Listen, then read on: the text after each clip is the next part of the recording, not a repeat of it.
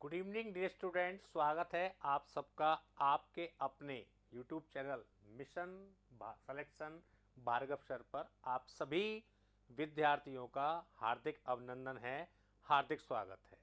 जुड़ जाइए एक बार सभी सेशन को स्टार्ट हो गया है, जुड़ जाइए और एक बार बता दीजिए प्रॉपर आवाज़ वगैरह सब क्लियर आ रही है ना। एक बार बता दीजिए मुझे कि वॉइस वगैरह सब कुछ क्लियर आ रही है, ठीक है ना। क्षमा कुमारी गुड इवनिंग, पायल गर्ग राधे राधे भैया, राधे राधे आप सभी को, ठीक है ना। चलिए स्टार्ट करते हैं। देखो कल अपन जो बात कर रहे थे, कल हमने मानव विकास की अवस्था पढ़ी थी और उस अवस्था का नाम था बाल्य अवस्था। बाल्य अवस्था को लेकर के अपन चर्चा कर रहे थे। इससे पहले अपन गर्भावस्था और शैशवावस्था को पढ़ चुके हैं। तो चाइल्डहुड की बात कर रहे थे। जीवन का जो सबसे निर्माणकारी काल माना जाता है वो कौन सी अवस्था को माना जाता है? बाल्य अवस्था को। और जीवन का सबसे महत्वपूर्ण काल जो कहते हैं वो शैशव अवस्था को कहते हैं। माइक ऊपर लगाइए, ओके।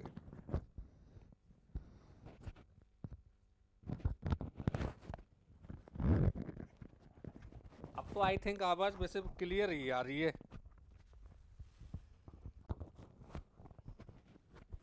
ठीक है ना। चलिए, तो बाल्यावस्था के लेकर के बात कर रहे थे, तो हमने इसकी मुख्य बातें कल समझ ली थी, विशेषताएं लेकर के अपन चल रहे थे, ठीक है। तो देखो बाल्यावस्था की जो मुख्य विशेषताओं की मैं बात कर रहा था। अभी भी आवाज कम आ रही है क्या? हाँ भाई, अब बताइए आवाज। हेलो, अभी भी आवाज कम आ रही है क्या? स्टार्ट हो गया है, जुड़ जाइए। तो बाल्यावस्था की जो मुख्य विशेषताओं की मैं बात कर रहा था। अब तो आवाज सही आ रही है सर? कम आ रही है क्या? हाँ भाई, अब बताइए आवाज। हेलो, अभी भी आवाज कम आ रही है क्या? चलिए स्टार्ट करते हैं सेशन। तो विशेषताओं को लेकर चर्चा कर रहे थे। कल मैंने आपसे चर्चा की थी कि बाल्यावस्था जो है ये जीवन का क्या माना जाता है? निर्माणकारी काल माना जाता है, ठीक है ना। इस अवस्था में अपन क्या देखते हैं? शारीरिक और मानसिक विकास में जो स्थिरता आती है वो कौन सी अवस्था की विशेषता है? बाल्य अवस्था की। कल इनके बारे में अपन ने चर्चा कर ली थी। कुछ खास चीजें रह गई थी, जैसे भाई बहनों में झगड़ा करने की प्रवृत्ति। भाई बहनों में झगड़ा करने की प्रवृत्ति, झगड़ा करने की जो प्रवृत्ति पाई जाती है वो बाल्यावस्था में पाई जाती है। किस अवस्था में पाई जाती है? बाल्य अवस्था में, ठीक है ना। यही मैं बात करूं, चोरी करना,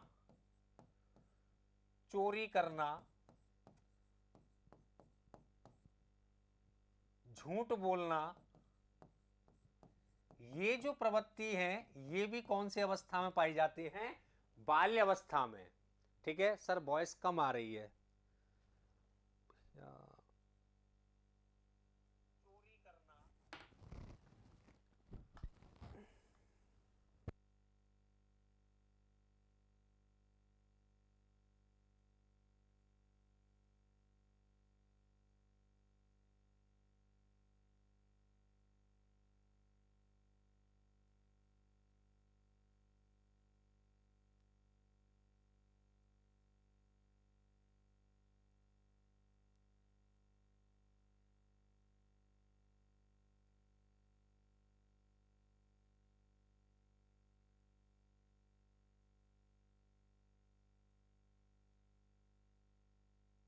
यस। अब चेक करिए आवाज।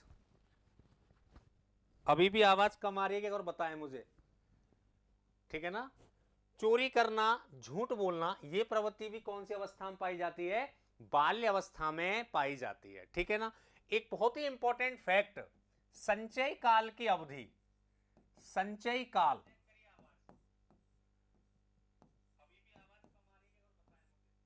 संचय काल।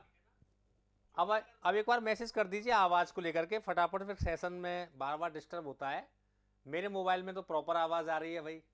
अब आप मुझे एक बार बता दीजिए, ठीक है। संचय काल की अवधि पूछता है पेपर में कि संचय काल की अवधि क्या है, बताइए, ठीक है ना। तो संचय काल की जो अवधि है वो ध्यान रखना 6 से 9 वर्ष की अवधि, 6 से 9 वर्ष की जो अवधि होती है इसको संचयी काल के नाम से जाना जाता है। कितनी? 6 से 9 वर्ष, ठीक है।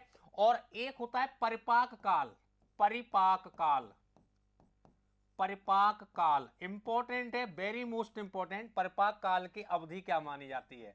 तो याद रखिएगा 9 के बाद, यानी या तो 9 से 12 कर सकता है या 10 से 12 कर सकता है, यानी 9 से 12 वर्ष की जो अवधि होती है इसको परिपाक काल के नाम से जाना जाता है। तो संचयी काल की जो अवधि है वो 6 से 9 वर्ष होती है, और परिपाक काल यानी जो मैच्योरिटी की तरफ बच्चा बढ़ता है, ठीक है ना, वो कौन सी अवस्था में बढ़ता है? लगभग 9 से लेकर के 12 वर्ष की अवधि में बच्चा जो है वो यानी उत्तर बाल्य अवस्था का बालक किशोर अवस्था की तरफ गमन करना चालू कर देता है। तो संचयी काल की अवधि हो गई, बहुत बढ़िया, क्षमा स्टडी। 9 से 12 जो है वो परिपाक काल है, और संचयी काल यानी जो संग्रह करने की प्रवृत्ति पाई जाती है।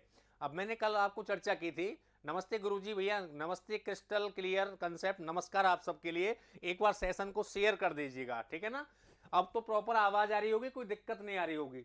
चलिए, परिपाक काल की अवधि होती है 9 से 12 और संचयी काल की अवधि है 6 से 9। चोरी करना, झूठ बोलना, क्लास से बंक मारना। सिरिल वर्ड का मानना था कि 6 वर्ष के बाद बच्चों में बिना पूछे क्लास से भागने की प्रवृत्ति जनरेट हो जाती है।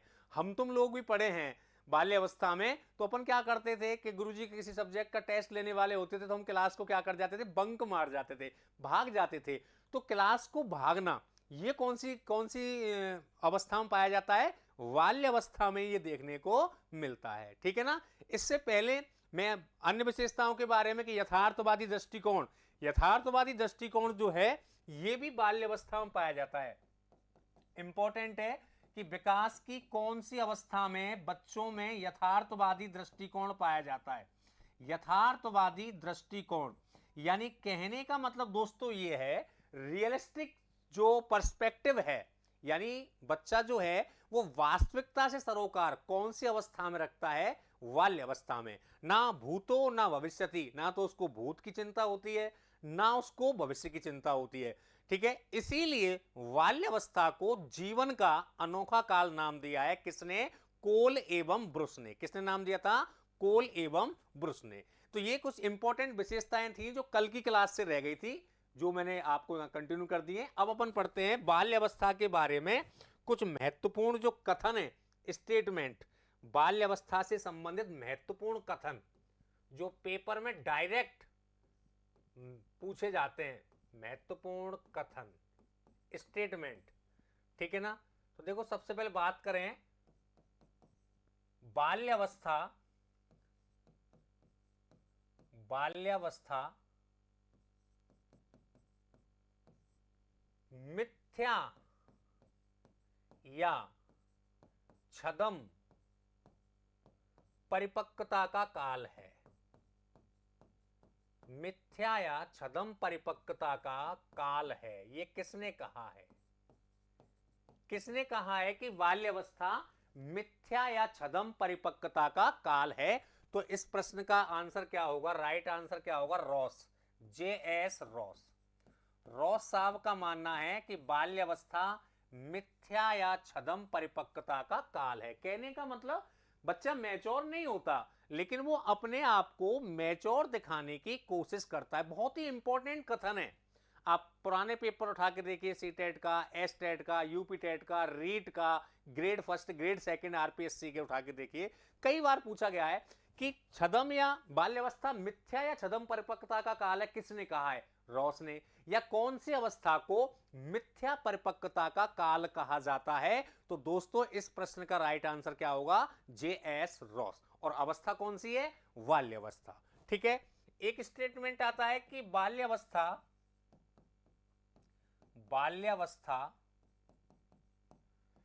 प्रतिद्वंदात्मक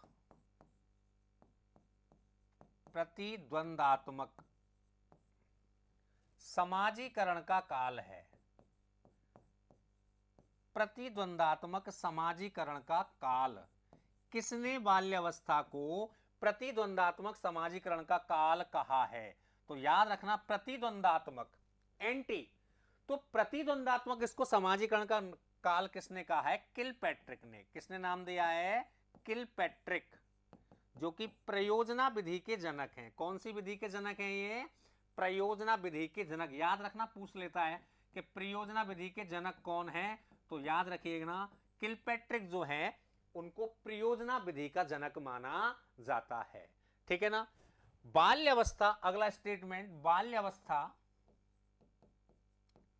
बाल्यावस्था जीवन का अनोखा काल है। अनोखा काल, यानी किसने बाल्यावस्था को जीवन का अनोखा काल नाम दिया है?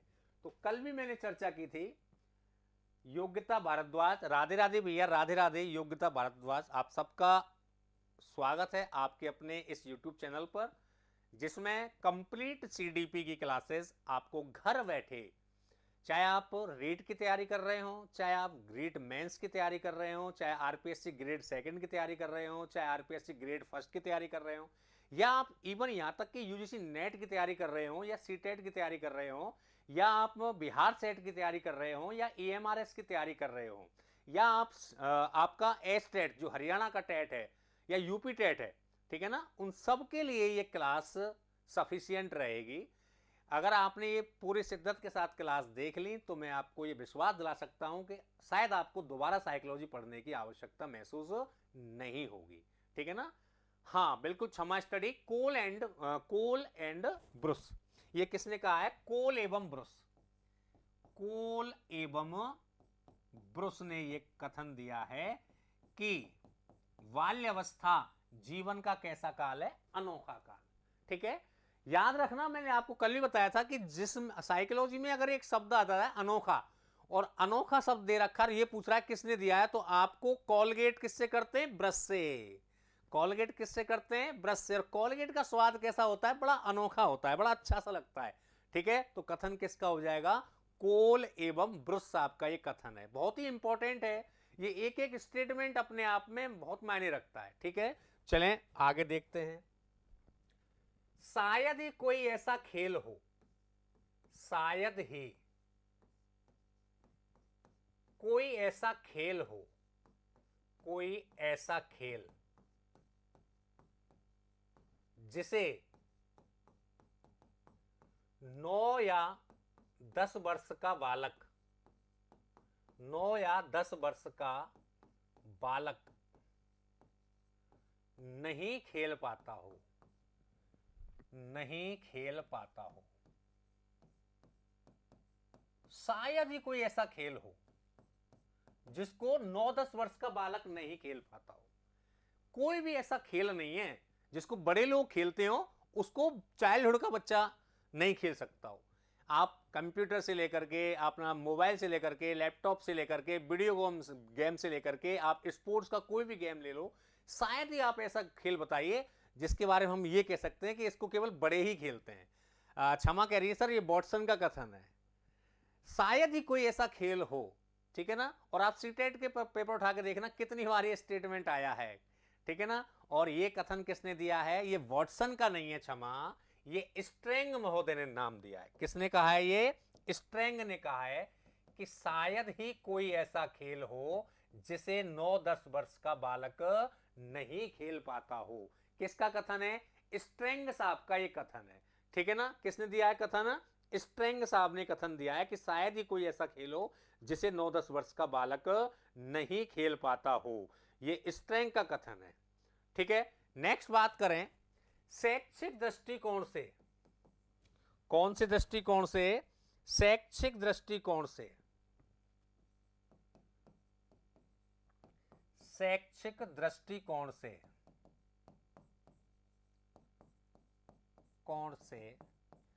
बाल्यावस्था से अधिक महत्वपूर्ण, बाल्यावस्था से अधिक महत्वपूर्ण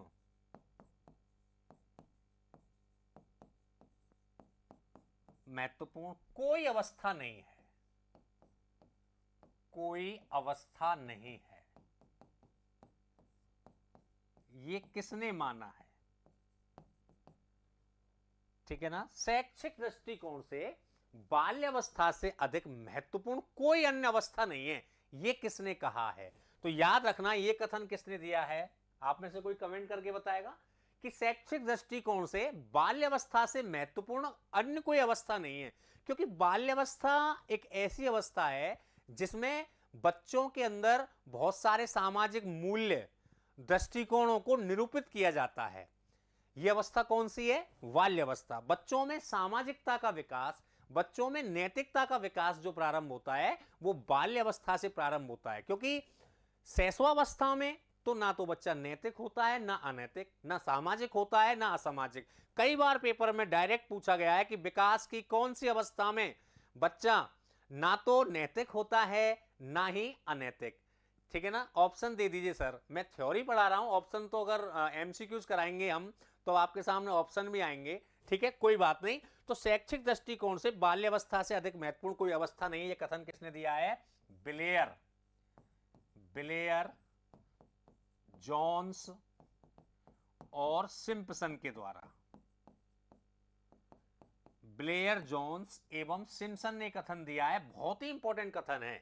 ठीक है ना, यह कथन भी किसने दिया है? यह आपके ब्लेयर, जोन्स एवं सिम्पसन ने दिया है कि शैक्षिक दृष्टिकोण से, ठीक है ना, बाल्यावस्था से महत्वपूर्ण अन्य कोई अवस्था नहीं है, क्योंकि इसको क्या मानते हैं? जीवन का निर्माणकारी काल। क्या मानते हैं इसको? इसी अवस्था को बोलते हैं जीवन का निर्माणकारी काल। कौन सा काल? निर्माणकारी काल। और इसको जीवन का निर्माणकारी काल नाम किसने दिया है? हमारे सिगमंड फ्रायड साहब ने। सिगमंड फ्रायड ने इसको जीवन का क्या नाम दिया है? निर्माणकारी काल है। ठीक है ना, आया समझ में? क्योंकि बाल्यावस्था वह अवस्था है जब अपन क्या करते हैं, व्यक्ति के जो बुनियादी दृष्टिकोण हैं और उसके जो आदर्श हैं उनको बड़ी सीमा तक निरूपित करते हैं। यानी इसी अवस्था में ध्यान रखना, एक और कथन बनता है जो कि ब्लेयर, जोन्स और सिम्पसन ने दिया है, और वो कथन क्या है? ध्यान से देखना। बाल्यावस्था वह अवस्था है जब व्यक्ति के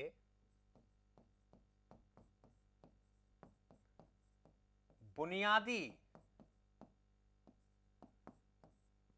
मूल्य एवं आदर्श बड़ी सीमा तक निरूपित किए जाते हैं। बड़ी सीमा तक निरूपित किए जाते हैं। ये कथन भी किसने दिया है? ब्लेयर, जोन्स एवं सिम्पसन के द्वारा ये कथन दिया गया है। ठीक है, बड़ी सीमा तक निरूपित किए जाते हैं। कहने का भावार्थ वही हो गया कि बच्चों में जो सामाजिकता है, जो हमारे वैल्यूज हैं, जो हमारे आदर्श हैं, हमारे जो आइडियलिज्म है, वो बच्चों में कौन सी अवस्था में दिए जाते हैं? बाल्यावस्था में। बेटा घर पे अंकल आए, पैर छूइए। ठीक है बेटा, नमस्ते करिए। बेटा नहीं, झूठ बोलना गलत बात है। नहीं बेटा, गाली देना गलत बात है। नहीं बेटा, ऐसा व्यवहार करना अच्छा नहीं है। इसका मतलब हम बच्चों में क्या डाल रहे हैं? संस्कार डाल रहे हैं। हम उनमें संस्कृति का विकास कर रहे हैं, हम उसको सामाजिकता का विकास कर रहे हैं। तो बाल्यावस्था वह अवस्था है जिसमें बड़ी मात्रा में हमारे जो व्यक्तिगत मूल्य हैं, इंडिविजुअल जो वैल्यूज हैं, हमारे जो आदर्श हैं, उनको बड़ी सीमा तक बच्चों के अंदर डाला जाता है। वो अवस्था कौन सी है? बाल्यावस्था। कथन किसने दिया है? ब्लेयर, जोन्स एंड सिम्पसन के द्वारा यह कथन दिया गया है। ठीक है ना, तो ये हो गई भैया हमारी बाल्यावस्था की बातें। अब अपन अगली अवस्था को लेकर के चर्चा करेंगे। बाल्यावस्था के बाद में आती है हमारी सबसे खतरनाक कौन सी अवस्था? किशोरावस्था। किशोरावस्था, ठीक है, इसको इंग्लिश में क्या बोलते हैं? एडोलसेंस।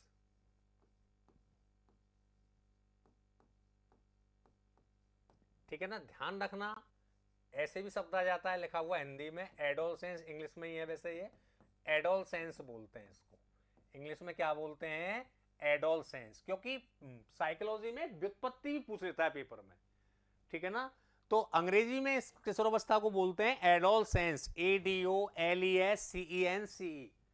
मीनिंग आपको याद रखनी पड़ेगी, ठीक है, एडोलसेंस। अब ये जो एडोलसेंस शब्द है, ठीक है ना, ये जो शब्द है एडोलसेंस, इसकी व्युत्पत्ति लैटिन भाषा के, कौन सी भाषा के, लैटिन भाषा के एडोलसियर शब्द से हुई है, एडोलसियर, ठीक है ना, स्पेलिंग है ADOLESCERE, एडोलसियर शब्द से हुई है, ठीक है ना, क्या बोलते हैं, एडोलसियर, ADOLESCERE। क्लियर। अब पूछता है कि लैटिन शब्द एडोलसियर का अर्थ क्या होता है, तो इसका अर्थ क्या होता है, परिपक्वता की तरफ बढ़ना। हिंदी में क्या होता है, परिपक्वता की तरफ बढ़ना, की तरफ बढ़ना, या कभी कभी आता है प्रजनन क्षमता विकसित करना, प्रजनन क्षमता विकसित करना, ये इसके क्या होते हैं, अर्थ होते हैं, ठीक है ना। इंग्लिश में इसको बोल सकते हैं, यानी move to maturity, move to maturity यानी परिपक्वता की तरफ बढ़ना, क्या कहलाता है, किशोर अवस्था कहा जाता है, ठीक है ना। तो किशोर अवस्था को अंग्रेजी में एडोलसेंस, अंग्रेजी भाषा का एडोलसेंस शब्द लैटिन भाषा के एडोलसियर शब्द से बना है, और एडोलसियर शब्द का अर्थ क्या होता है, मूव टू मैच्योरिटी, अर्थात परिपक्वता की तरफ बढ़ना, अर्थात प्रजनन क्षमता विकसित करना, क्योंकि जननांग पूरी तरह से क्या हो जाते हैं, डेवलप हो जाते हैं, यानी जो किशोर किशोरी होते हैं वो संतान उत्पत्ति करने योग्य हो जाते हैं, ठीक है ना, याद रखना इस चीज को। तो मूव टू मैच्योरिटी यही बहुत इंपॉर्टेंट है, यानी क्वेश्चन यहां से ही बनता है, ठीक है। एडोलसेंस कौन सी भाषा का शब्द है, पहला प्रश्न ये हो गया, लैटिन भाषा का, कौन से शब्द से बना है, एडोलसियर, ये दे दे या ऐसे दे दे, इसका अर्थ क्या होता है, परिपक्वता की तरफ बढ़ना, ठीक है, और इसी को क्या बोलते हैं, मूव टू मैच्योरिटी। चूंकि इसमें परिपक्वता, अब मैं यहां पे बात करता हूं आपसे कि सबसे पहले ध्यान रखना, सर्वप्रथम परिपक्वता शब्द किसने दिया है, परिपक्वता शब्द किसने दिया है, बताइए आप में से कोई कमेंट करके कि सर्वप्रथम परिपक्वता यानी जो मैच्योरिटी अपन शब्द पढ़ रहे हैं, ये सबसे पहले परिपक्वता शब्द किसने दिया है, सर्वप्रथम परिपक्वता शब्द किसके द्वारा दिया गया है, बताइए कमेंट करके, किसके द्वारा दिया गया है परिपक्वता शब्द। चलिए देखो, सबसे पहले जो परिपक्वता शब्द दिया है वो गैसल साहब ने दिया है, किसने दिया है, गैसल, अर्नोल्ड गैसल पूरा नाम है, इन्होंने सबसे पहले मैच्योरिटी शब्द दिया है, ठीक है ना। पेपर में आया कि परिपक्वता शब्द का उपयोग सबसे पहले किसने किया है, तो गैसल ने, ठीक है ना। किशोर अवस्था को अन्य किस नाम से जानते हैं, परिपक्व अवस्था, ठीक है। यानी अगर हमें किशोर अवस्था की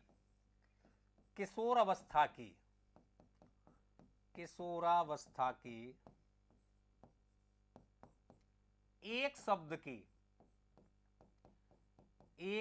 की सर्वोत्तम परिभाषा देनी हो, सर्वोत्तम परिभाषा, तो परिभाषा क्या ही होगी बताइए, किशोर अवस्था की एक शब्द की परिभाषा देनी हो तो परिभाषा क्या है, तो याद रखना एक शब्द की परिभाषा है इसकी परिवर्तन,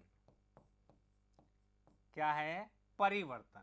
किशोर अवस्था की एक शब्द की सर्वोत्तम परिभाषा क्या है, परिवर्तन, और ये परिभाषा किसने दी है, ध्यान रखिएगा, बिगी एवं हंट ने, बिगी एवं हंट के द्वारा, बिगी एवं हंट ने किशोर अवस्था को एक शब्द में परिभाषित किया, परिवर्तन, चेंज, क्योंकि इस अवस्था में किशोरों में किशोरियों में टोटली क्या आते हैं, परिवर्तन आते हैं, हमारा शारीरिक परिवर्तन होता है, मानसिक परिवर्तन होता है, इमोशनल चेंज होते हैं, हमारे बहुत सारे कॉग्निटिव चेंजेस होते हैं, ठीक है, हमारे मॉरल चेंजेस होते हैं, हमारे लैंग्वेज चेंजेस होते हैं, हमारी वाणी में चेंजेज होते हैं, ठीक है। तो ऐसा लगता है कि किशोर अवस्था अत्यधिक परिवर्तन का संक्रमण काल है। जैसे संक्रमण काल भी किसको बोलते हैं? किशोर अवस्था को।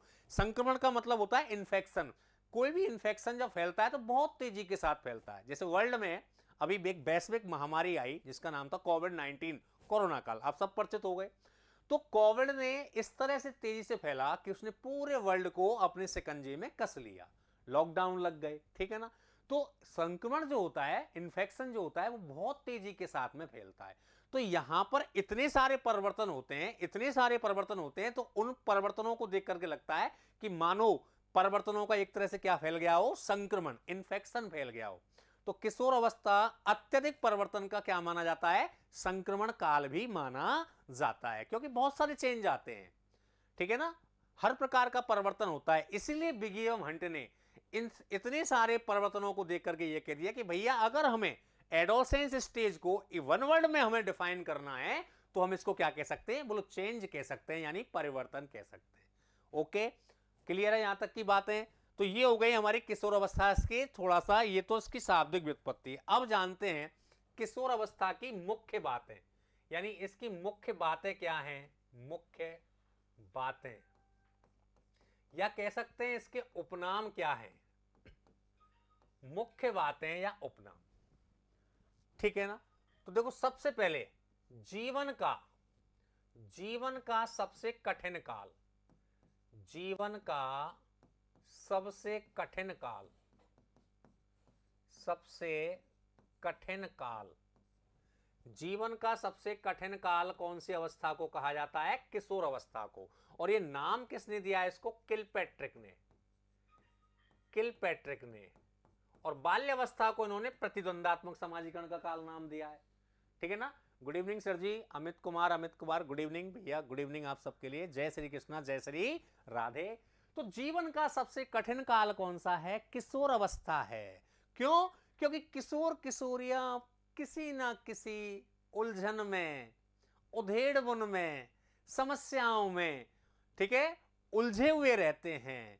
क्योंकि बहुत सारे क्या आते हैं? इमोशनल चेंज आते हैं, बहुत सारे मॉरल चेंजेस आते हैं, बहुत सारे सोशल चेंज आते हैं, बहुत सारे कॉग्निटिव चेंज आते हैं, बहुत सारे फिजिकल चेंज आते हैं।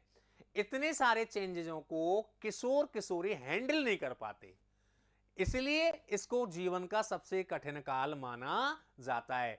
किशोर अवस्था, देखो सबसे पहले शैशवावस्था की बात करूं तो शैशवावस्था, इन्फेंसी पीरियड को तो अपन लिखते हैं जीवन का सबसे महत्वपूर्ण काल, इंपॉर्टेंट टाइम, वो तो इन्फेंसी पीरियड रहेगा। और जीवन का निर्माणकारी काल वो बाल्यावस्था रहेगा। और जीवन का सबसे कठिन काल ये आपका किशोरावस्था रहेगा। बोलो, बात समझ में आई यहां तक? तीनों एक ही बार में मैंने लिखा है। जीवन का सबसे महत्वपूर्ण काल, अगर यहां से मैं ये कर दूं जीवन का सबसे कठिन काल को हटा करके कर दूं महत्वपूर्ण काल, तो अवस्था हो जाएगी शैशवा अवस्था। और यहीं पर मैं लिख दूं कि जीवन का निर्माणकारी काल, तो अवस्था हो जाएगी बाल्य। और अगर हम यहीं पर लिख दें कि जीवन का सबसे कठिन काल, तो किशोर अवस्था किसने कहा है? किलपैट्रिक साहब ने कहा है, ठीक है ना। नेक्स्ट, इसी को बोलते हैं उलझन की अवस्था। उलझन, क्या करें क्या ना करें, ये कैसी मुश्किल है, तो इसको बोलते हैं उलझन की अवस्था। कोई ना कोई उधेड़बुन, कोई ना कोई उलझन मन में बनी ही रहती है, तो इसलिए इसको बोलते हैं उलझन की अवस्था। इसी को बोलते हैं घड़ी के पेंडुलम की सी अवस्था। घड़ी के पेंडुलम, घड़ी के पेंडुलम जैसी अवस्था, पेंडुलम जैसी अवस्था। पेंडुलम क्या होता है जानते होंगे? दीवाल घड़ी है, ठीक है ना, और इसके नीचे वो इस तरह से वो लटका रहता है, ठीक है। कभी इधर जाता है, कभी इधर जाता है, फिर इधर जाता है, फिर इधर जाता है, फिर इधर गया, इधर गया। कहने का मतलब कभी इधर तो कभी उधर, ठीक है। कहने का मतलब एक तरह से भटकाव की अवस्था, ठीक है। इसलिए इसको बोलते हैं घड़ी के पेंडुलम जैसी अवस्था, यानी इसी को अपन कह सकते हैं भटकाव की अवस्था। भटकाव की अवस्था, ठीक है। सबसे ज्यादा जो आपराधिक प्रवृत्ति, जो क्रिमिनल टेंडेंसी जन्म लेती है, वो एडोलसेंस स्टेज में लेती है। जितने भी आप उठा के देख लो, जैसे मोबाइल छीनने वाले हों, या चेन स्नैक करने वाले हों, या बाइक चोरी करने वाले हों, वो ज्यादातर आपको 18, 19, 20 साल के किशोर किशोरियां ही इस तरह के काम करते हैं। क्यों? क्योंकि भटक जाते हैं। घर वालों ने तो भेज दिया कहाँ कि जाओ भैया हिसार जाओ पढ़ने, कि मिशन भार्गव सर के इंस्टीट्यूट में जाओ पढ़ने, वहां क्लास ज्वाइन करो। और वहां बच्चा क्या कर रहा है, वो चमक दमक देखता है। गांव से निकल करके सिटी में आया, सिटी में उसने देखी चमक दमक, संगत देखी, यार दोस्ती देखी, उसने क्या पिक्चर देखने चलते हैं, चलो शौक मौज पूरे करने चलते हैं, बियर पीते हैं, ये करते हैं, जुआ खेलते हैं, कॉफी बार जाते हैं, सुट्टा लगाते हैं ना, सिगरेट पीते हैं, खाना खाने जाते हैं होटल में। तो उसके लिए चाहिए पैसा। अब घर से तो पैसा भैया लिमिटेड ही मिलेगा। घर से तो आपको घर वाले पढ़ाई के लिए दे सकते हैं, एक आध बार आप झूठ बोल के ले सकते हो, बार बार तो आप किताब कॉपी के नाम से भी नहीं मांग सकते। तो ऐसी सिचुएशन में पैसा हमें चाहिए ही, क्योंकि हमने शौक बढ़ा लिए। अब उस शौक की पूर्ति कैसे होगी? पैसे से होगी। पैसा कहां से आएगा? घर से तो आने से रहा। उधार भी किस किस से मांगोगे, कब तक मांगोगे? तो फिर क्या करेंगे? चलो बाइक उठा लेते हैं, चलो मोबाइल छीन के भाग जाओ, इतना जुगाड़ कर लो कि अपना खर्चा चल जाए। तो कहने का मतलब क्रिमिनल प्रवृत्ति जो डेवलप होती है, यानी आपराधिक प्रवृत्ति का जो नाजुक समय है, वो किशोर अवस्था को माना जाता है। क्यों? क्योंकि इस अवस्था में क्या आ जाता है, भटकाव उत्पन्न हो जाता है, भटक जाते हैं। ठीक है। लेकिन अगर यहां इस अवस्था में भटकाव नहीं आया और आपने प्रॉपर दिशा की तरफ अपने कदम बढ़ा दिए, तो इसी अवस्था को ही बोलते हैं भैया जीवन का स्वर्ण काल। क्या बोलते हैं? जीवन का स्वर्ण काल। स्वर्ण का मतलब गोल्ड, स्वर्ण काल, यानी इसी अवस्था को गोल्डन एज कहते हैं। क्या बोलते हैं? गोल्डन एज भी इसी अवस्था को कहते हैं। अगर प्रॉपर तरीके से आपको गाइडेंस मिल गया, उचित निर्देशन मिल गया, आपने अपने आप को संभाल के रख लिया, ठीक है, अपना ध्यान केवल अपने लक्ष्य पे लगाया, आपने ये लगाया कि मुझे सीटेट क्लियर करना है, एस्टेट क्लियर करना है, और मुझे गवर्नमेंट टीचर बनना है, या मुझे किसी भी डिपार्टमेंट में नौकरी लेनी है, मेरा वही मकसद है, आपने अपने उसी लक्ष्य पर निगाह रखी, तो सीधी सी बात है, आपका जीवन क्या हो जाएगा? आपने जॉब प्राप्त कर ली तो फिर आपके जीवन के सर्वानंद है। भगवान क्या है? भगवान क्या है आज की दुनिया में? आज की दुनिया में नौकरी प्राप्त कर लेना तो ये मान लो उसने भगवान की प्राप्ति कर ली, ठीक है ना। क्योंकि जीवन एक बार अगर सेटल हो जाते हैं तो फिर लाइफ हमारी आराम से कटती है, हमें फिर कोई चिंता नहीं रहती। इसीलिए इस अवस्था को क्या बोलते हैं? जीवन का स्वर्ण काल कहा जाता है, गोल्डन एज, ठीक है ना। निर्माणकारी काल हमने नाम दे दिया बाल्यावस्था को, और जीवन का गोल्डन एज स्वर्ण काल नाम दे दिया हमने किशोर अवस्था को, ठीक है। इसी अवस्था को बोलते हैं भैया समस्याओं की आयु। एक बार पेपर में आया था कि विकास की कौन सी अवस्था को समस्याओं की आयु नाम से जाना जाता है? तो समस्याओं की आयु यानी प्रॉब्लम एज, प्रॉब्लम एज कौन सी है? किशोर अवस्था। किशोर किशोरियों को कोई ना कोई प्रॉब्लम बनी रहती है। बच्चों को तो कोई प्रॉब्लम नहीं होती, वो तो एक अनोखी दुनिया है बाल्यावस्था। शैशवावस्था में तो वो स्वार्थी स्व केंद्रित है, ईगो सेंट्रिज्म है। लेकिन प्रॉब्लम्स जो आती हैं वो किशोर अवस्था में आती हैं। तो समस्याओं की आयु भी किसको कहते हैं? किशोरावस्था को ही कहते हैं, ठीक है। इसी अवस्था को बोलते हैं भाई साहब प्रबल आंधी, आंधी, तूफान, प्रबल दबाव, हल्का फुल्का नहीं, प्रबल बहुत तेज, प्रबल दबाव, ठीक है ना। झंझावात, बड़े बड़े खतरनाक खतरनाक शब्द हैं, झंझावात की अवस्था। और ये कई बार पेपर में आता है कि ये शब्द किसने दिए हैं? तो ये शब्द दिए हैं स्टैनले हॉल ने। स्टैनले हॉल, मैंने बाल विकास में आपको जब इतिहास पढ़ाया था इसका, तो हॉल साहब के बारे में बात की थी, अमेरिकन मनोवैज्ञानिक है स्टैनले हॉल। तो स्टैनले हॉल ने किशोर अवस्था को प्रबल आंधी, तूफान, दबाव, झंझावात, समस्याओं की आयु, खतरनाक आयु, ये किसने नाम दिए हैं? ये स्टैनले हॉल ने नाम दिए हैं, ठीक है ना। तो स्टैनले हॉल जो है, स्टैनले हॉल यानी इनने सबसे अधिक जो विस्तृत और व्यापक वर्णन जो पेश किया है किशोर अवस्था का, वो किसने किया है? Stanley hall. ये पहला मनोवैज्ञानिक था जिसने किशोर अवस्था का सबसे व्यापक और विस्तृत वर्णन दिया। ठीक है ना? किशोरावस्था का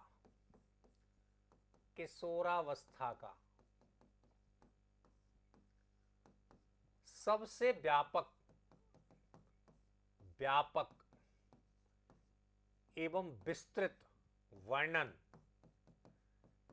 वर्णन या खाका किसने तैयार किया? वर्णन कह सकते हैं, खाका किसने तैयार किया है? तो ध्यान रखना, स्टैनले हॉल, ठीक है, ने किया है। और ये कहां के हैं? ये अमेरिकन मनोवैज्ञानिक हैं, अमेरिका के। बाल अध्ययन आंदोलन का जनक किसको माना जाता है? स्टैनले हॉल को। Child study society and child welfare organisation नामक दो संस्थाओं की स्थापना किसने की थी दोस्तों? स्टैनले हॉल ने। बाल विकास की पहली जो पत्रिका है पेडागोजी सेमिनार, वो किसने संचालित कराई है? Stanley hall.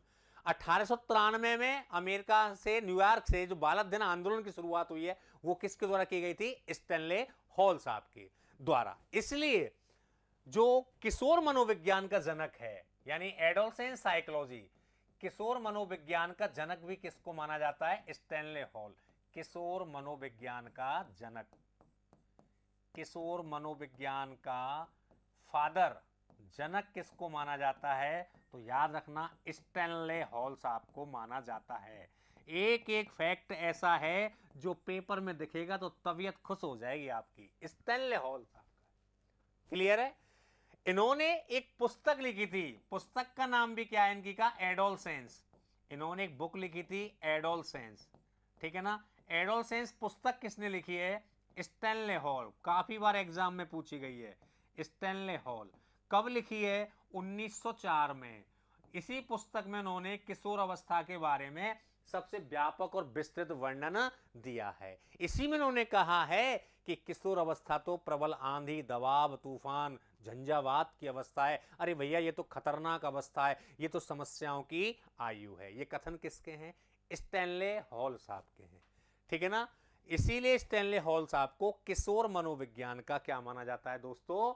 जनक माना जाता है। बोलो, यहां तक की बात समझ में आई कि नहीं आई? बताइए एक बार, यहां तक की बात समझ में आ गई होगी? कमेंट कर दिया करो, कमेंट कर दिया करो, बताइए फटाफट से, ठीक है? चलिए नेक्स्ट देखिए, द्रुत एवं तीव्र विकास की अवस्था। द्रुत एवं तीव्र विकास की अवस्था कौन सी है? किशोर अवस्था। किशोर अवस्था को ही द्रुत एवं तीव्र विकास की अवस्था माना जाता है, ठीक है? शैशवावस्था में तो शारीरिक और मानसिक विकास केवल और केवल तीव्र होता है। यहां शब्द हैं आपके पास दो। अगर मैं लिख दूं कि शारीरिक और मानसिक विकास की तीव्र अवस्था, तो ध्यान से सुनना, थोड़ा सा ध्यान, सावधानी हटी या दुर्घटना घटी। अगर पेपर में दे दिया कि शारीरिक और मानसिक विकास की तीव्र अवस्था कौन सी है, तब ध्यान रखना शैशवावस्था है। और शारीरिक और मानसिक विकास में स्थिरता, ये बाल्यावस्था है। लेकिन शारीरिक और मानसिक विकास शब्द देखना, द्रुत एवं तीव्र, तो अवस्था कौन सी हो जाएगी? किशोर। क्योंकि पूरी तरह से फिजिकल डेवलपमेंट हो जाता है, ठीक है ना? बुद्धि का विकास 14 से 16 वर्ष में, जो कि स्पीयरमैन साहब का मानना है कि 14 से 16 वर्ष में जाकर के बुद्धि का संपूर्ण विकास हो जाता है, ठीक है? तो और 14 से 16 वर्ष की अवस्था कौन सी स्टेज में आ रही है? किशोर अवस्था में। कौन सी स्टेज में आ रही है भाई? किशोर अवस्था में, ठीक है ना? इसी को बोलते हैं बसंत ऋतु। इसी अवस्था को क्या नाम देते हैं? बसंत ऋतु। वसंत ऋतु, बसंत ऋतु, ठीक है? और बसंत ऋतु की संज्ञा इसको किसने दी है? बताओ आप में से कोई, किसने किशोर अवस्था को बसंत ऋतु की संज्ञा दी है? बताइए, किसने किशोर अवस्था को वसंत ऋतु की संज्ञा? जैसे सर्दी, गर्मी, बरसात, बसंत ऋतु आती है, ऐसे ऋतु की संज्ञा इसको किसने दी है? तो ध्यान रखना, ये इसको संज्ञा दी है वैलेंटाइन ने। किसने नाम दिया है? ये वैलेंटाइन ने किशोर अवस्था को बसंत ऋतु की संज्ञा दी है। ठीक है ना, प्रश्न में सीधा ही आएगा, किसने किशोर अवस्था को बसंत ऋतु की संज्ञा या बसंत काल नाम दिया है, किसने दिया है? तो ये आपको वैलेंटाइन साहब ने। वसंत ऋतु का मतलब क्या है, क्यों कहते हैं इसको बसंत? एक्चुअल में आप देखो बसंत में क्या होता है कि जब पतझड़ हो जाता है, पतझड़ होता है ना, पेड़ों से सारे पत्ते झड़ जाते हैं। चीजों को बेसिक तरीके से, व्यवहारिक तरीके से समझो साइकोलॉजी को, मजा आएगा आपको, कंसेप्ट भी क्लियर होंगे आपके, और पेपर में भी क्वेश्चन आराम से इजी गोइंग सॉल्व कर पाओगे। बसंत ऋतु आने से पहले पतझड़ ऋतु आती है, और पतझड़ में क्या होता है, पेड़ों के सारे पत्ते झड़ जाते हैं, केवल ठूंठ खड़े रह जाते हैं, केवल शाखाएं खड़ी रह जाती, पत्ते दिखाई नहीं देते। लेकिन जैसे ही बसंत ऋतु का आगमन होता है, उन ठूंठों पर यानी उन शाखाओं पर नए नए कुल्ले फूटते हैं, नए नए पत्ते निकलते हैं, छोटे छोटे छोटे छोटे छोटे। ठीक है, तो वो कौन सी ऋतु है, बसंत। ऐसे ही जब उत्तर बाल्यावस्था का अंत होता है और किशोर अवस्था का आगमन होता है, तो किशोर और किशोरियों में भी नए नए कुल्ले फूटते हैं, नई नई चीजें फूटती हैं। ठीक है, इसीलिए इसको वैलेंटाइन साहब ने वसंत ऋतु की संज्ञा दी थी। एक गाना भी है ना, पतझड़ सावन बसंत बहार, यानी पतझड़ आने पर, ठीक है, पत्ते झड़ गए, और बसंत आने पर पेड़ों पर क्या आ जाती है, बहार आ जाती है। बड़ा अच्छा गाना है, एवरग्रीन सॉन्ग। पतझड़ सावन बसंत बहार, एक बरस के मौसम चार, मौसम चार, पांचवा मौसम प्यार का इकरार का, पतझड़ सावन बसंत बहार। अब आपको याद होना चाहिए वैलेंटाइन किससे जुड़े हैं, प्यार से, है ना, लेकिन वो वैलेंटाइन नहीं है ये। ठीक है ना, तो किशोर अवस्था को बसंत ऋतु की संज्ञा किसने दी है, वैलेंटाइन साहब ने। याद रहेगा, बोलो। नेक्स्ट, इसी अवस्था को बोलते हैं एज ऑफ ब्यूटी। क्या बोलते हैं, एज ऑफ ब्यूटी, सजने।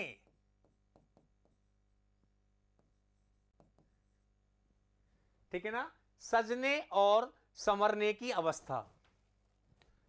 ठीक है, सजने संवरने की अवस्था किसको कहते हैं, आपके किशोर अवस्था को। यानी किशोर और किशोरियों को अपने ड्रेसिंग सेंस पर, अपने हेयर स्टाइल पर, अपने बॉडी लैंग्वेज पर, अपना फिजिकल स्ट्रक्चर पर बहुत अधिक ध्यान देते हैं। लड़के हेल्दी दिखना चाहते हैं, डोले सोले दिखाना चाहते हैं। लड़कियां जो होती है किशोर अवस्था की, वो स्लिम दिखना चाहती हैं, पतला दिखना चाहती हैं, सुंदर दिखना चाहती हैं। आप देख लीजिए, कोचिंगों में पढ़ने वाले या किशोर अवस्था के जो बच्चे होते हैं, उनके बैगों में सौंदर्य प्रसाधन सामग्री निश्चित मिलेंगी। डियो रखते हैं लड़कियां, लिपस्टिक वगैरह, है ना, फेस वॉश, फेस पैक वगैरह, दुनिया भर की चीजें उनके बैगों में रहती हैं। क्यों, क्योंकि ये अवस्था ही ऐसी है। ठीक है, देखो, अपने आप से प्रेम करना, जिसको स्वयं नार्सिज्म कहते हैं, वो तो शैशव अवस्था में पाया जाता है। याद रखना, ध्यान से सुनना। ठीक है, अपने आप से प्रेम, आत्म प्रेम, जिसको सिगमंड फ्रायड ने नार्सिज्म नाम दिया, वो तो पाया जाता है शैशव में। और गंदी अवस्था, कपड़े खराब करना, खेलने कूदने में खराब करना, वो बाल्यावस्था में करके आता है। लेकिन भैया शर्ट पे दाग लग रहा है, अरे यार ये नहीं पहनूंगा, अरे यार दोस्त क्या कहेंगे, ये किशोर अवस्था है। तो इसलिए इसको बोलते हैं एज ऑफ ब्यूटी, सजने और संवरने की अवस्था। इसी को बोलते हैं भैया टीनेज। क्या बोलते हैं, टीनेज, टीनेजर। टीनेज भी किसको कहते हैं, किशोर अवस्था को ही कहते हैं। टीनेज का मतलब 12 के बाद 13, 14, 15, 16, 17, 18, 19। इसीलिए इस अवस्था को किस नाम से जाना जाता है, टीनेजर के नाम से जाना जाता है।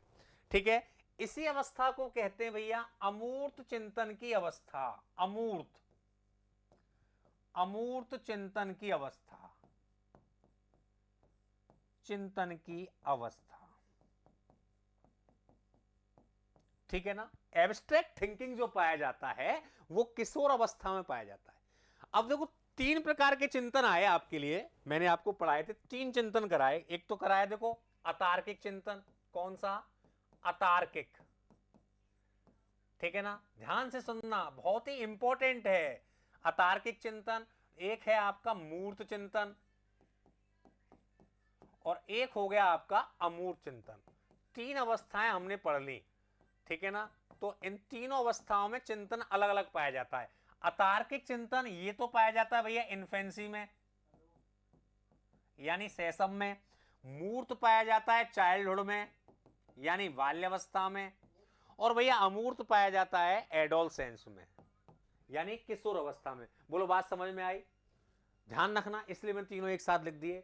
अतार्किक चिंतन की अवस्था शैशव अवस्था, मूर्त चिंतन की अवस्था बाल्यावस्था, और मूर्त के साथ साथ जो अमूर्त चिंतन की अवस्था पाई जाती है वो आपकी कौन सी अवस्था हो जाएगी?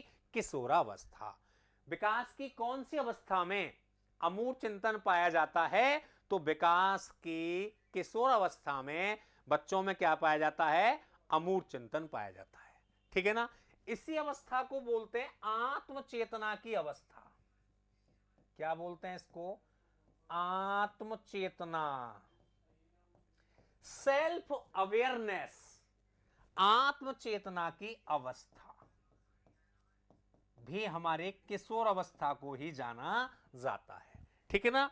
ये बहुत सारे इंपॉर्टेंट कथन हैं जो आपसे मोस्टली पेपर में पूछे जाते हैं कि जीवन का सबसे कठिन काल किसने कहा? किलपैट्रिक ने, ठीक है। उलझन की अवस्था कौन सी है? किशोर अवस्था। घड़ी के पेंडुलम की अवस्था, इधर गया उधर गया, यानी भटकाव, तो भटकाव की अवस्था भी कौन सी है? किशोर अवस्था। जीवन का स्वर्णकाल भी कौन सा है? किशोर अवस्था। समस्याओं की आयु किसको कहते हैं? किशोर अवस्था को। आंधी तूफान प्रबल दबाव झंझावात की अवस्था किसको कहते हैं? किशोर अवस्था को। और किसने कहा है? Stanley hall. किशोर मनोविज्ञान का जनक कौन है? Stanley hall. किशोर अवस्था पर सबसे अधिक व्यापक विस्तृत वर्णन या अध्ययन किसने किया है? अमेरिकन मनोवैज्ञानिक स्टैनले हॉल। इसीलिए इनको फादर ऑफ एडोलसेंस साइकोलॉजी यानी किशोर मनोविज्ञान का जनक माना जाता है। इन्होंने एक पुस्तक लिखी सन 1904 में, क्या नाम है? बड़ा वही नाम है, एडोलसेंस।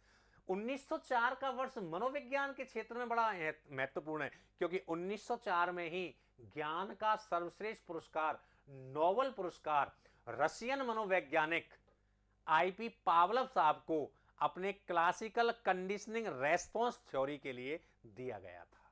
Okay, yes. तो आंधी तूफान प्रबल दबाव झंझावात की अवस्था इसी को बोलते हैं। किशोर अवस्था का सबसे व्यापक और विस्तृत वर्णन कौन कर रहे हैं? हॉल साहब, ठीक है। जनक कौन है? हॉल। पुस्तक किसने लिखी? हॉल ने। कब लिखी है? 1904 में। द्रुत एवं तीव्र विकास कौन सी अवस्था में? किशोर में। बसंत ऋतु किसने कहा है? वैलेंटाइन ने। एज ऑफ ब्यूटी कौन सी है? किशोर अवस्था। टीन एज कौन सी है? किशोर अवस्था। अमूर्त चिंतन की अवस्था कौन सी है? किशोर अवस्था। आत्मचेतना की अवस्था कौन सी है? किशोर अवस्था। अतार्किक चिंतन कौन सी अवस्था में? शैशव में। मूर्त चिंतन कौन सी अवस्था में? बाल्य में। और अमूर्त चिंतन कौन सी अवस्था में? किशोरावस्था में, ठीक है। अब अपन बात करते हैं किशोर अवस्था की मुख्य मुख्य विशेषताएं क्या हैं। ये तो इसके उपनाम थे, ठीक है ना। अब बात करेंगे किशोर अवस्था की विशेषताएं। इसकी विशेषताओं पर चर्चा करते हैं, इसके क्या क्या कैरेक्टर्स है। विशेषताएं तो देखो, पहली विशेषता तो वही आएगी, शारीरिक और मानसिक, ठीक है ना। शारीरिक व मानसिक विकास। मानसिक विकास शब्द लगाना दो, इसलिए पेन चेंज कर देता हूं। द्रुत एवं तीव्र गति से। द्रुत एवं तीव्र गति से पहली विशेषता है। शैशव में केवल तीव्र रहेगा, बाल्य में स्थिर रहेगा, किशोर में द्रुत एवं तीव्र। जैसे एक तो होती है एक्सप्रेस ट्रेन और एक होती है सुपर फास्ट एक्सप्रेस। तो सुपर फास्ट कौन सी अवस्था में हो जाएगा? एडोलसेंस में। ठीक, फास्टली कौन सी में होगा? इन्फेंसी में। और गाड़ी जाके थम जाएगी स्टेशन पे बाल्यावस्था में, चाइल्डहुड में। ओके, ये एक पहली विशेषता है। नेक्स्ट देखो, अगली विशेषता की बात करें, बुद्धि का अधिकतम विकास। बुद्धि का अधिकतम विकास अधिकतम विकास कौन सी अवस्था में हो जाता है? किशोर अवस्था में। और वो भी पर्टिकुलर ध्यान रखना 14 से 16 वर्ष में बुद्धि का कंप्लीट विकास हो जाता है। और ये किसने कथन दिया था? स्पीयरमैन। पढ़ाऊंगा आपको बुद्धि सिद्धांत इनके। एक तत्व का सिद्धांत अल्फ्रेड बिने, द्वितत्व का सिद्धांत चार्ल्स स्पीयरमैन, त्रितत्व का सिद्धांत स्पीयरमैन, बहुतत्व का सिद्धांत थॉर्नडाइक। ठीक है ना? तो अपन इनके बारे में पढ़ेंगे। तो बुद्धि का मैक्सिमम जो डेवलपमेंट हो जाता है वो 14 से 16 वर्ष में हो जाता है। श्रीमती गुडेनफ कह रही है कि एक बालक का जितना मानसिक विकास पूरे जीवन काल में होना होता है उसका आधा जीवन के पहले 3 वर्षों में हो जाता है। और वो अवस्था कौन सी है? शैशव। 5 वर्ष में बच्चे का 90% माइंड डेवलप हो जाता है, 90%, 90%। लेकिन फुल विकास जो होगा कंप्लीट, वो किशोर अवस्था में होता है, लगभग 14 से 16 वर्ष के बीच में। तो बुद्धि का अधिकतम विकास, तो जब बुद्धि का अधिकतम विकास होगा तो कहने का मतलब इसमें कौन कौन सी क्षमताएं विकसित हो जाएंगी? देखो, इस अवस्था में बच्चों में चिंतन शक्ति डेवलप हो जाती है, चिंतन शक्ति।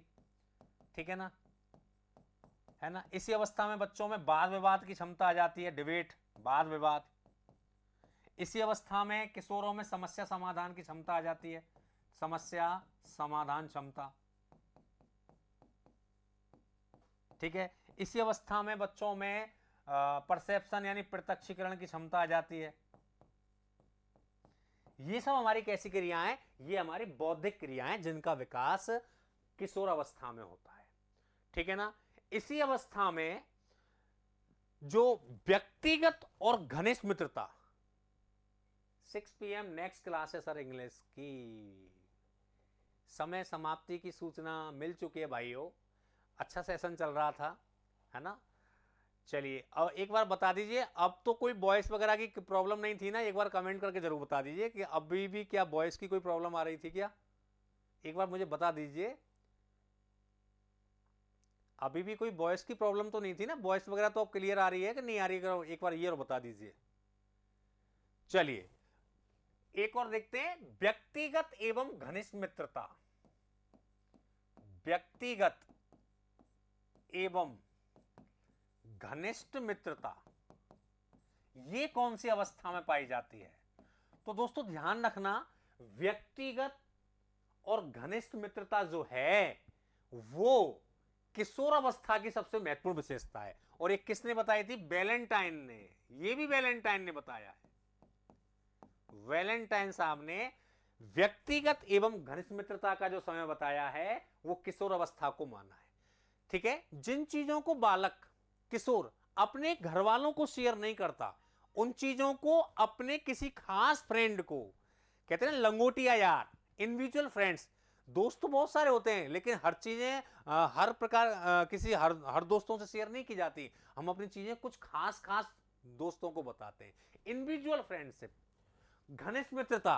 और अगर दुश्मनी भी होगी ना, अगर दोस्ती में दुश्मनी भी होगी तो वो भी किशोर अवस्था में ही होगी। ठीक है? तो व्यक्तिगत और घनिष्ठ मित्रता, ये दोस्ती हम नहीं तोड़ेंगे, तोड़ेंगे दम अगर तेरा साथ ना छोड़ेंगे, यानी किशोर अवस्था की बात है।